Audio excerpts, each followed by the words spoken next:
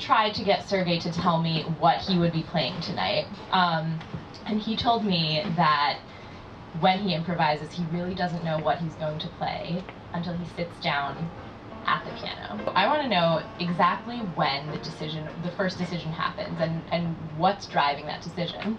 See, in the best case scenario, it's not a decision. You just play, like you sit down and like things start happening through you. And if you sit there, like I find that my best performances are where I have no idea what's going on, what's happening, which is why I'm always so grateful when it's on video, that I can actually like enjoy it. But yeah, like the best state I feel is when you just relax and let things flow through you.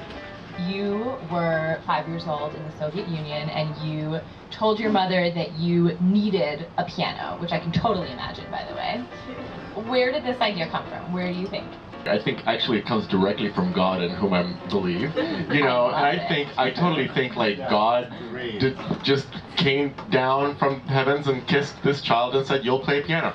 Because having never seen a piano or ever heard jazz, my mother tells me, and I have reason to believe her, I pestered her for a piano. She got me one, and I started like as a child playing like little jazz things, like trying to, improvise, find the keys that sounded like jazz to me at 5 years of age. So, see, I think it's a total gift. Of course, you have to like practice for sure, and you have to know when you have a tune, you have to know what the chord progression is, because otherwise, how could you improvise? You have to obviously follow a structure of chord progression. But for me, I just like I walk around Harlem. I don't go like, oh, this is interesting. I go like, I remember this. I think in my past life, I was a jazz musician living in Harlem. But eventually, ultimately, you didn't decide to pursue it as a profession. As my mother mentioned, you're usually on the other side of the interview.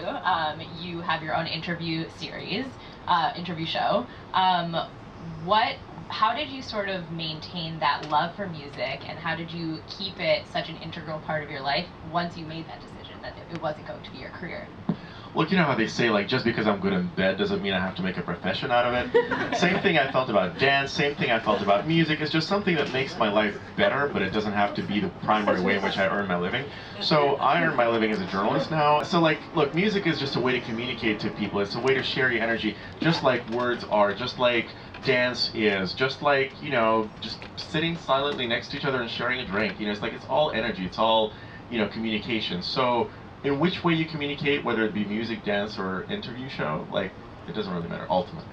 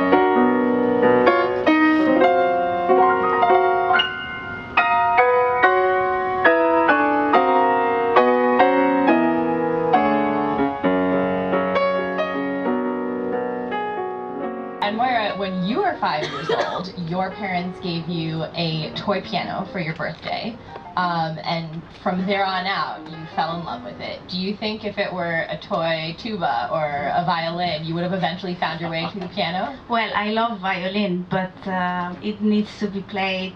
It's very hard to play violin. So, the piano for 5 years old, I think it's the easiest instrument to approach. Always to be very practical and realistic, because you have to push the keys so a sound comes out of it. Rather, a guitar or a violin or any other kind of instrument, even a saxophone. Maybe a flute, it's easier for a kid to play. But the piano was what they gave me, and as the first love, you just go with that. Why do you think the piano suits your personality? Because it's like an orchestra, so I'm mostly a composer, and I think for orchestra, and this very wide range allows us pianists to really explore different colors, and by color I mean dynamics, range, harmonic development. It's very interesting. Wow. So after you attended conservatory, when you started becoming interested in improvisation, basically at the time that meant jazz. Yeah. But you speak a lot about how there's actually a very long tradition of improvisation within classical piano. Absolutely. Where do you think where did that go? Where did it get lost? So the problem is in academia. As you know, as always happens, something is beautiful and then becomes evil. And the same thing, it happened, I think, with improvisation in classical music, because if we read the Western classical music history, we know that improvisation was part of classical music since the Gregorian chanting. Of course, the way to approach improvisation changes throughout the history. So, for instance, for the Gregorian chanting, it was the ornamentation, and then later on there were musical forms developed, preludes, fantasies, toccatas, and then of course everybody knows about Mozart and Bach improvising, but there were really a lot of musical forms and composers who were improvising all the time. I think historically, something happened after the First World War, when everybody wanted to keep the tradition of, the nationalism. So everybody wanted to keep the tradition, and at the same time, the first players were around. So there was this misconception that the only version that we heard, it was the only one we had. Also, we have to remember that our composers, they didn't have a CD player, so the only way for them to notate the music, it was actually the paper. So unless it's an oral tradition, Western classical music mostly based on writing. So that's the way they were sharing the music. But at some point it got lost. It's also true that in the conservatory, maybe, at least in my experience, there is not enough joy for instructors to challenge themselves. Because if you want to teach improvisation to the students, you need to teach improvisation to yourself first. So it's a challenge, especially if you're used to read and play beautifully everything that is written down. I hope, that eventually things will change. For instance, Berkeley now is merging with the Boston Conservatory, so we're trying to actually bring both practice, the reading and the tradition and the improvisation side together. And you have a workshop series that you founded specifically for classical pianists who want to learn improvisation. What do you find is their biggest struggle when they walk through the door? Yeah, the reason why I founded the workshop, it's because I was one of them. So when I was 19, I could play, first ballad of Chopin, but I could not understand most of the music. And at that time, as you were mentioning, they told me that jazz was the only way to approach improvisation. But then, when I started discovering all the beautiful Western classical history, I decided to make all my struggle worth it for somebody else. So creating a method, an approach, I would say, that will allow the classical pianist to approach improvisation in a much smoother way. Because when you study jazz, you do a lot of transcriptions, you do a lot of harmonic work. I did it and I love it, but it's a specific idiom. It sounds jazz.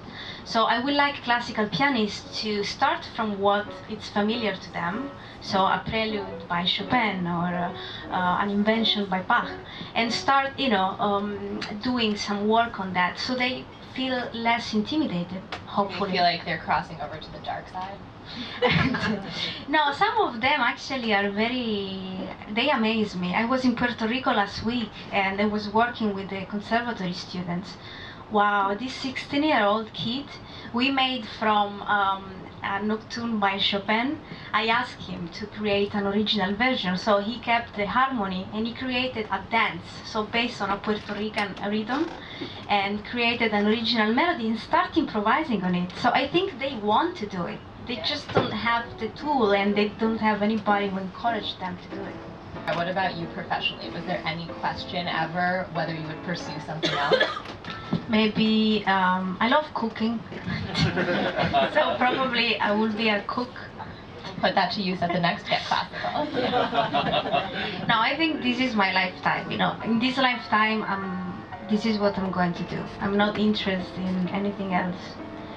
And I think, you know, we have the opportunity to do this as a professional, you know, on a professional level, and I feel really blessed every day.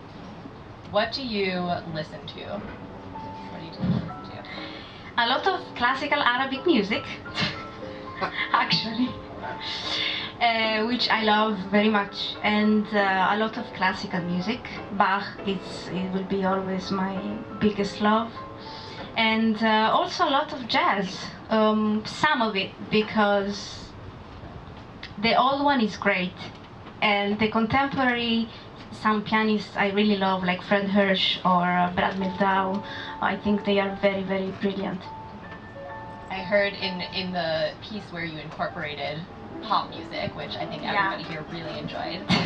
We had "Toxic" by Britney Spears. We had some Nirvana, which Come As You Come As You Are, and the last one was "Bad Romance," I think. Yes. Are we gonna see a Bieber?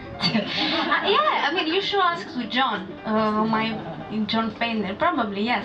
No, but the idea is that really you can make classical sound anything, you know, like classical music is everywhere. And if you just want to really enjoy and have fun with it, you can play anything and make it a contemporary piece of music, you know, classical. It's amazing.